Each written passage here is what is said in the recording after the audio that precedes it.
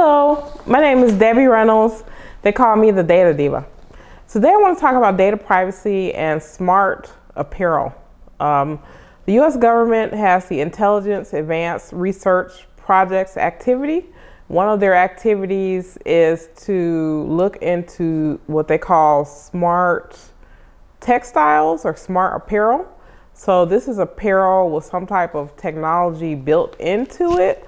The idea is that the development of these types of textiles may be able to help in active and passive situations with either first responders, law enforcement, or other people or personnel who are in high risk or high stress environments. So I think it's called Smart E-Pants actually, which is the smart electrically powered and networked textile systems. So looking at textiles, looking at ways that they can blend in technology to help protect the lives of people or protect people from injury. Some of the ways, the passive ways they're thinking about using these textiles is be able to provide heating or cooling, fireproofing, moisture, and evaporation. That would be especially important. Let's say textiles that are made for maybe firefighters or first responders. Also, they're looking at active actuators and sensors to detect and interpret like the environment around you.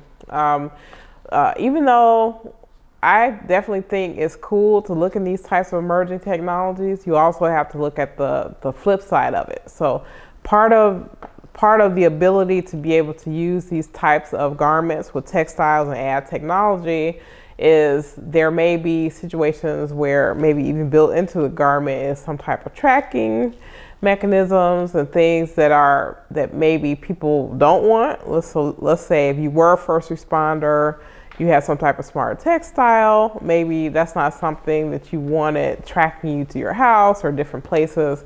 I think that these types of situations have come up in the past, maybe more commonly with the use of certain apps that track people's location, that can be tracked by other people.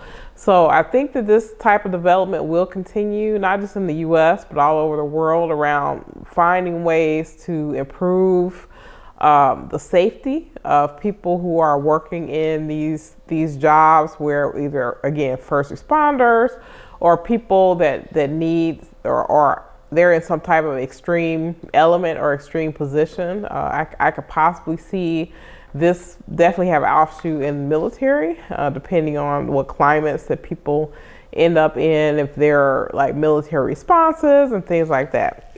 I think people are concerned about the possibility of maybe certain emerging technologies like this to be weaponized, again, for maybe tracing people where maybe they're wearing a garment that they don't know has some type of tracking in it and things like that. So these are all open questions. They're all good and important questions that need to be asked as we see organizations move further and further along into this innovation space around textiles and apparel.